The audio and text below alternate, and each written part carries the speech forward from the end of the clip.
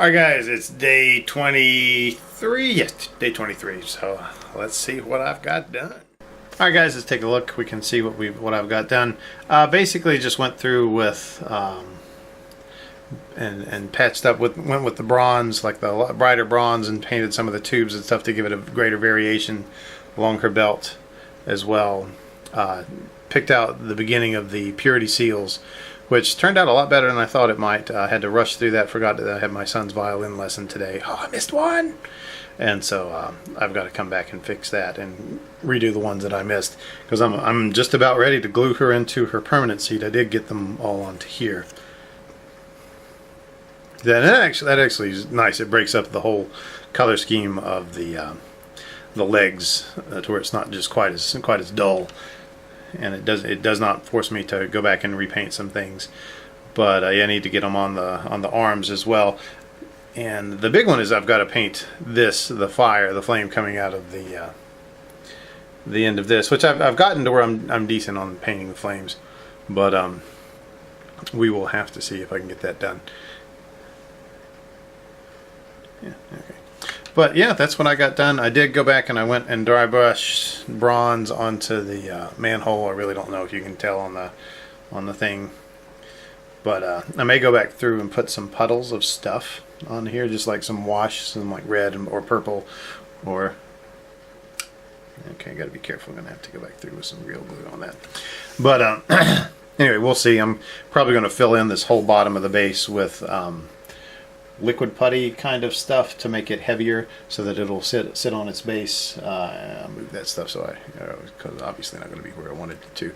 Also have a whole bunch of metal bits that I've clipped off of metal models over the years, and they will go on to especially back here on this back part to make a counterweight. Because once this gets on to here, and then the arms get onto here, I mean, it's going to be really front heavy, because this is going to come here, and this is going to come. It's going to lean way out on the the front of the base. But overall, I'm really happy with the way this has come in, and I like where this ends up putting her on the base, because I mean she's right there leaning into it like she's gonna super bear hug some people and crush them with her loving spinny Bazoozer arms, or whatever, the buzzsaw arms. So anyway, all right, well, let's go on to the question. Alrighty, day 23, and who would I pick to Highlander style suck all the abilities out of? And I'd have to go back to old school Tolkien, and I would love to have the creation ability of Feanor. If you don't know who Feanor was, you probably haven't. You're better off than you haven't reached the depths of nerddom that I have. But he was one of my favorite characters out of the Silmarillion. It was he who probably crafted the 7 Palantir that that what's his name, Aragorn and played with, and was one in Orthanc for Saruman. There was one in the Tower of Minas Tirith. The 7 stars, 7 stones, and 1 white tree.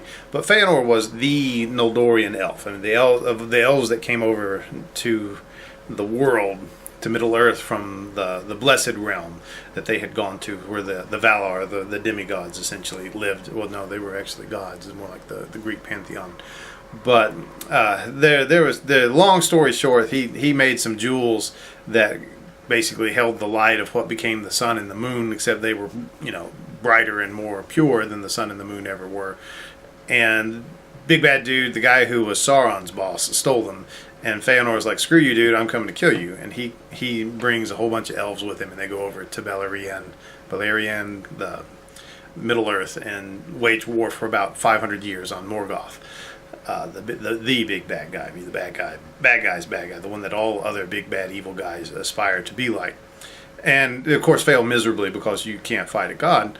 And he even dies like way early on. And so but during his time in the Blessed Realm, he was a wonderful craftsman. He taught all the other Noldorian elves, all the swords and all the gizmos and all the high elves tech that's in Lord of the Rings has something from Feanor. Like even one of his sons, Celebrimbor, I think, was the one that really made the Rings of Power, all of them except for Sauron's.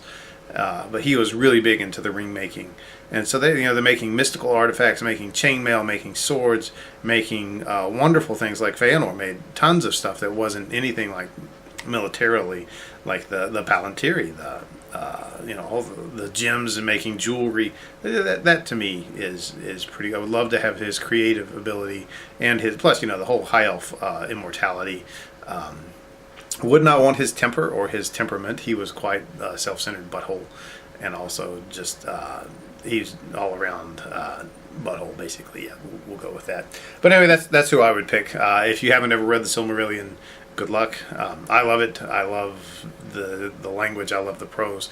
It's very much like reading the Old Testament of the Bible in the King James version, except harder. Granted, there's elves, and there's not that many elves in the Bible.